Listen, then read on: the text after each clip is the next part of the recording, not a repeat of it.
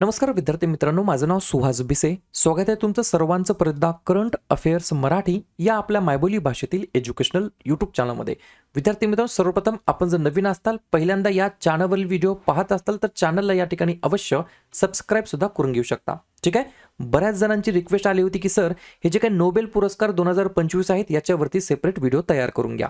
ठीक आहे. तर वही आणि पेन घेऊन बसा. टाइमपास बिलकुल करू नका. आजचा जो काही महत्त्वाचा मुद्दा आहे त्या मुद्द्याचं नाव लगेच लिहून घ्या. नोबेल पुरस्कार 2025 यावरील महत्त्वाचे प्रश्न. 2025-26 मध्ये तुम्ही कोणत्याही परीक्षेची तयारी करा. सर्वच परीक्षांसाठी हा जो काही टॉपिक आहे तो अत्यंत अत्यंत अत्यंत महत्त्वाचा आहे. ठीक आहे. मी अजून एकदा सांगतो, वही आणि पेन घेऊन बसा. फक्त बघत बसू नका. वही आणि पेन घेतल्यानं काय होतं माहिती आहे का, कॉन्सन्ट्रेशन वाढतं आणि एकदा एक व्हिडिओ चालू केला की तो शेवटपर्यंत पाहायचा. प्रत्येक प्रश्न वहीमध्ये लिहून घ्यायचा. क्लिअर. प्रश्न क्रमांक पहिला लिहून घ्या. नोबेल पुरस्कार एकूण किती कॅटेगरीमध्ये दिला जातो, किती श्रेणींमध्ये दिला जात असतो? प्रश्न क्रमांक पहिल्याचं योग्य उत्तर आहे पर्याय क्रमांक डी. एकूण 6 श्रेणींमध्ये या ठिकाणी नोबेल पुरस्कार दिला जात असतो. लक्षात घ्या, स्वीडिश वैज्ञानिक आल्फ्रेड नोबेलच्या नावाने हे पुरस्कार सगळे या ठिकाणी दिले जात असतात. ठीक आहे. मग प्रश्न तुम्हाला पडला असेल की सर, हे जे काही 6 श्रेणी आहेत या नेमक्या कोणत्या आहेत? तर लिहून घ्या. केमिस्ट्री म्हणजेच रसायनशास्त्रामध्ये, फिजिक्स म्हणजेच भौतिकशास्त्रामध्ये, लिटरेचर म्हणजेच साहित्य या श्रेणीमध्ये, मेडिसिन किंवा बायोलॉजी म्हणजेच वैद्यकशास्त्र किंवा जीवशास्त्रमध्ये, इकॉनॉमिक्स म्हणजेच अर्थशास्त्रामध्ये आणि पीस म्हणजेच जागतिक शांततामध्ये. बरोबर. या 6 श्रेणींमध्ये या ठिकाणी नोबेल पुरस्कार दिले जातात. पुढचा प्रश्न, प्रश्न क्रमांक दुसरा लिहून घ्या. भौतिकशास्त्रातील म्हणजेच फिजिक्समधील नोबेल पारितोषिक 2025 कोणाला प्रदान करण्यात आलेलं आहे? 2 नंबरच्या प्रश्नाचं योग्य उत्तर आहे पर्याय क्रमांक डी. वरील सर्व. कोण कोण? तर पर्याय क्रमांक ए जॉन एम मार्टिनिस, पर्याय क्रमांक बी मिशेल डेव्हरेट आणि पर्याय क्रमांक सी जॉन क्लार्क. या तिघा जणांना या ठिकाणी भौतिकशास्त्रातील नोबेल पुरस्काराने सन्मानित करण्यात आलं आहे. उपलब्धी काय आहे या तिघांची? तर लिहून घ्या. इलेक्ट्रिक सर्किटमध्ये मायक्रोस्कोपिक क्वांटम मेकॅनिकल टनेलिंग आणि एनर्जी क्वांटायझेशनच्या शोधासाठी त्यांना या ठिकाणी फिजिक्स या कॅटेगरीमधील भौतिकशास्त्र या श्रेणीतील नोबेल पुरस्काराने सन्मानित करण्यात आलं आहे. जॉन एम मार्टिनिस, मिशेल डेव्हरेट आणि जॉन क्लार्क असं या तिघांचं नाव आहे. ठीक आहे. पुढचा प्रश्न, प्रश्न क्रमांक तिसरा लिहून घ्या. रसायनशास्त्र म्हणजेच काय? केमिस्ट्री. तर केमिस्ट्रीमधील जे काही नोबेल पारितोषिक आहे 2025 चे ते कोणाला प्रदान करण्यात आलेले आहेत? 3 नंबरच्या प्रश्नाचं योग्य उत्तर आहे पर्याय क्रमांक डी. वरील सर्व. कोण कोण? तर पर्याय क्रमांक ए उमर एम यागी, पर्याय क्रमांक बी सुसुमो कितागावा आणि पर्याय क्रमांक सी रिचर्ड रॉबसन. या तिघांना या ठिकाणी केमिस्ट्री या सेगमेंटमधील, रसायनशास्त्र या श्रेणीमधील नोबेल पारितोषिक 2025 ने सन्मानित करण्यात आलं आहे. ठीक आहे. कशासाठी? उपलब्धी काय आहे यांची? तर धातू सेंद्रिय चौकटीच्या फॉर्मॅटच्या विकासासाठी, डेव्हलपमेंटसाठी त्यांना या पुरस्काराने सन्मानित करण्यात आलं आहे. परत एकदा तिघांची नावे काय आहेत? उमर एम यागी, सुसुमो कितागावा, रिचर्ड रॉबसन असं या तिघांची नावे आहे. ठीक आहे. व्हिडिओच्या शेवटी आपण हे देखील पाहूया, हे जे काही 6 श्रेणी आहेत या 6 श्रेणीतील एकदा आपण रिव्हिजन करूया आणि हे जे काही विजेते जिंकलेले व्यक्ती आहेत ते कोणत्या देशाचे आहेत याच्यावरती देखील शेवटी आपण चर्चा करूया. पुढचा प्रश्न, प्रश्न क्रमांक 4. फिजिओलॉजी किंवा मेडिसिन या क्षेत्रातील नोबेल पारितोषिक 2025 कोणाला प्रदान करण्यात आलेलं आहे? 4थ्या नंबरच्या प्रश्नाचं योग्य उत्तर आहे परत एकदा पर्याय क्रमांक डी. कोण कोण? तर वरील सर्व. पर्याय क्रमांक ए मेरी ई ब्रुंको, पर्याय क्रमांक बी फ्रेड रॅम्सडेल आणि पर्याय क्रमांक सी शिमोन साकागुची. या तिघांना या ठिकाणी मेडिसिन किंवा फिजिओलॉजी या क्षेत्रातील नोबेल पारितोषिकाने सन्मानित करण्यात आलं आहे. यांची उपलब्धी काय आहे? ते लिहून घ्या.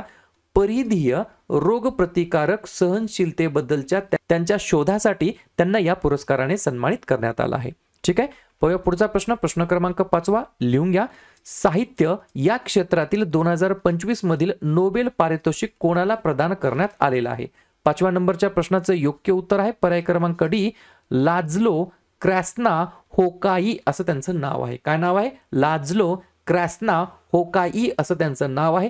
साहित्य म्हणजेच काय? लिटरेचर या क्षेत्रातील 2025च्या नोबेल पारितोषिकाने त्यांना सन्मानित करण्यात आलं आहे. यांची उपलब्धी काय आहे? ते लिहून घ्या. त्यांच्या आकर्षक आणि दूरदर्शी कलाकृतीसाठी जे सर्वनाशाच्या दहशतीमध्ये कलेच्या सामर्थ्याची पुष्टी करते, याच्यासाठी त्यांना या ठिकाणी लिटरेचर क्षेत्रातील नोबेल पुरस्काराने सन्मानित करण्यात आलं आहे. पुढचा प्रश्न, प्रश्न क्रमांक 6, मोस्ट इम्पॉर्टंट प्रश्न आहे. नोबेल शांतता पुरस्कार म्हणजेच पीस या क्षेत्रातील जो काही पुरस्कार आहे, नोबेल शांतता पुरस्कार, तो कोणाला देण्यात आलेला आहे? 6व्या नंबरच्या प्रश्नाचं योग्य उत्तर आहे पर्याय क्रमांक सी, मारिया कोरिना मचाडो यांना या ठिकाणी नोबेल शांतता पुरस्काराने सन्मानित करण्यात आलं आहे. यांची उपलब्धी काय आहे ते लिहून घ्या. व्हेनेझुएलाच्या लोकांच्या लोकशाही हक्कांना प्रोत्साहन देण्यासाठी आणि हुकुमशाहीतून लोकशाहीकडे न्याय आणि शांततापूर्ण संक्रमण साध्य करण्यासाठी, त्यांच्या संघर्षासाठी, त्यांच्या अथक प्रयत्नासाठी, त्यांच्या कार्याबद्दल त्यांना या ठिकाणी नोबेल शांतता पुरस्काराने सन्मानित करण्यात आलं आहे. ठीक आहे, आता एक्स्ट्रा काही पॉइंट आहेत ते व्यवस्थित लिहून घ्या. त्याच्यानंतर असे कोण कोण भारतीय आहेत ज्यांना नोबेल पुरस्काराने सन्मानित करण्यात आलं आहे? असे 9 व्यक्ती आहेत, 9 भारतीय आहेत ज्यांना नोबेल पुरस्काराने सन्मानित करण्यात आलं. त्याच्यावरती देखील आपण चर्चा करणार आहोत. लिहून घ्या. जॉन बार्डिन हे एकमेव विजेते आहेत ज्यांना भौतिक शास्त्रामध्ये 2 वेळेस नोबेल मिळालेले आहेत. दुसरा पॉइंट, मलाला युसुफजाई ही सर्वात तरुण नोबेल शांतता पुरस्कार विजेती आहे. मलाला युसुफजाई ही पाकिस्तानी महिला शिक्षण कार्यकर्ती आहे आणि वयाच्या 17व्या वर्षी 2014चा नोबेल शांतता पुरस्कार विजेती आहे. तिसरा पॉइंट, 1913 ते 2023 पर्यंत भारतामध्ये एकूण 9 नोबेल पारितोषिक विजेते आहेत. सोबत 2025 पर्यंत म्हटलं तरी काय हरकत नाही. 1913 पासून 2025 पर्यंत भारतातून एकूण 9 नोबेल पारितोषिक विजेते आहे. हा प्रतिष्ठित पुरस्कार जिंकणारे पहिले भारतीय रवींद्रनाथ टागोर होते 1913 मध्ये, आणि नोबेल पारितोषिक द्यायला सुरुवात झाली प्रथम 1901 मध्ये. ही देखील गोष्ट तुम्हाला लक्षात ठेवायची आहे. ठीक आहे, मी आत्ताच सांगितलं आपल्या भारतातील 9 असे व्यक्ती आहेत त्यांना या ठिकाणी नोबेल पुरस्काराने सन्मानित करण्यात आलं.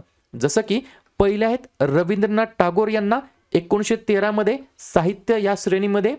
2 नंबरचे आहेत CV रमन यांना भौतिक शास्त्रामध्ये 1930 मध्ये. 3 नंबर आहेत हर गोविंद खुराना यांना औषध श्रेणीमध्ये 1968 मध्ये. 4 नंबरचे आहेत मदर तेरेसा शांतता श्रेणीमध्ये 1979 मध्ये. 5 नंबरला आहेत सुब्रमण्यम चंद्रशेखर भौतिकशास्त्रामध्ये 1983 मध्ये. 6 नंबरचे आहेत अमर्त्य सेन अर्थशास्त्रामध्ये 1998 मध्ये. 7 नंबरला आहेत व्यंकटरमण रामकृष्णन रसायनशास्त्रासाठी 2009 मध्ये. 8 नंबरला आहेत कैलास सत्यार्थी शांततासाठी 2014 मध्ये.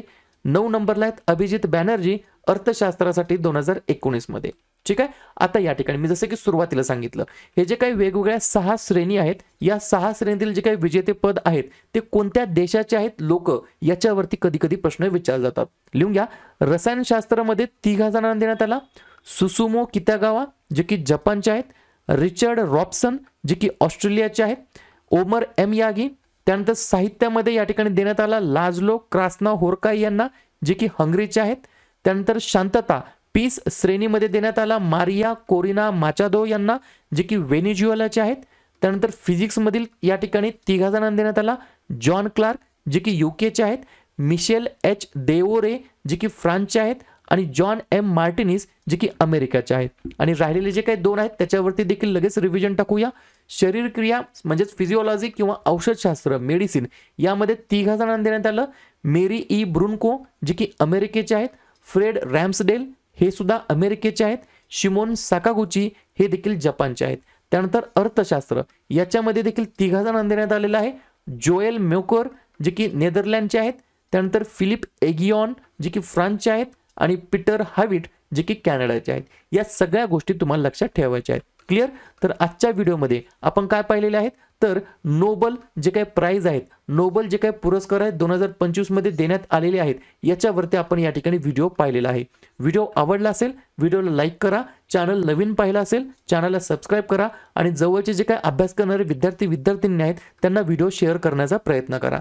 या ठिकाणी आपण 7:30 वाजता काय करणार आहोत, महत्त्वाच्या टॉपिक्सवरती आपण व्हिडिओ सिरीज सुरू करणार आहोत. तुम्हाला ज्या पण टॉपिकवरती व्हिडिओज पाहिजे आहेत या टॉपिकचे या ठिकाणी मला फक्त कमेंट करत चला, जेणेकरून मला लक्षात येईल नेक्स्ट व्हिडिओ कोणत्या टॉपिकवरती बनवायचा आहे. तुम्हाला फक्त कमेंट करायचे आहे, सर पुरस्कारावरती व्हिडिओ घ्या, सर जे काही वेगवेगळे निर्देशांक जाहीर होतात त्याच्यावरती व्हिडिओ घ्या, सर युद्ध स्तरावरती व्हिडिओ घ्या, सर नियुक्त्यावरती व्हिडिओ घ्या, अशा प्रकारच्या कमेंट करायच्या जेणेकरून मला लक्षात येईल. क्लिअर? तर लगेच काय करूया, ऑक्टोबर महिन्यातील जेवढेही महत्त्वाचे दिवस असतील त्याच्यावरती आपण एकदा चर्चा करूया. लिहून घ्या. 1 ऑक्टोबर वृद्ध व्यक्तींचा आंतरराष्ट्रीय दिवस आणि जागतिक शाकाहारी दिवस. 2 ऑक्टोबर गांधी जयंती, आंतरराष्ट्रीय अहिंसा दिवस आणि लाल बहादूर शास्त्री जयंती. 5 ऑक्टोबर जागतिक शिक्षक दिवस. त्यानंतर जागतिक अधिवास दिवस ऑक्टोबर महिन्याच्या पहिल्या सोमवारी म्हणजेच यावर्षी 6 ऑक्टोबरला आहे. 7 ऑक्टोबरला जागतिक कापूस दिवस. 8 ऑक्टोबर भारतीय वायुसेना दिवस. 9 ऑक्टोबर जागतिक पोस्टल दिवस. 10 ऑक्टोबर राष्ट्रीय डाक दिवस आणि जागतिक मानसिक आरोग्य दिवस. 11 ऑक्टोबर आंतरराष्ट्रीय बालिका दिवस. 13 ऑक्टोबर आपत्ती जोखीम कमी करण्यासाठी आंतरराष्ट्रीय दिवस. 14 ऑक्टोबर जागतिक मानक दिवस.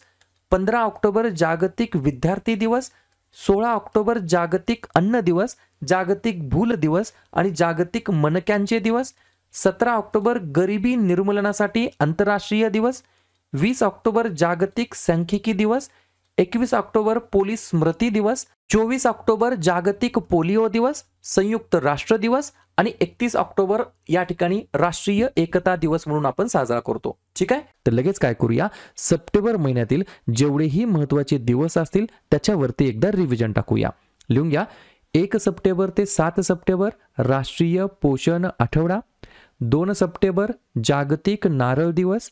4 सप्टेंबर राष्ट्रीय वन्यजीव दिवस. 5 सप्टेंबर शिक्षक दिवस. 8 सप्टेंबर आंतरराष्ट्रीय साक्षरता दिवस. 10 सप्टेंबर जागतिक प्रथमोपचार दिवस आणि जागतिक आत्महत्या प्रतिबंध दिवस. 11 सप्टेंबर राष्ट्रीय वन शहीद दिवस. 14 सप्टेंबर हिंदी दिवस. 15 सप्टेंबर अभियंता दिवस आणि आंतरराष्ट्रीय लोकशाही दिवस. 16 सप्टेंबर जागतिक ओझोन दिवस. 18 सप्टेंबर जागतिक बांबू दिवस. 21 सप्टेंबर आंतरराष्ट्रीय शांतता दिवस आणि जागतिक अल्झायमर दिवस. 22 सप्टेंबर जागतिक गेंडा दिवस.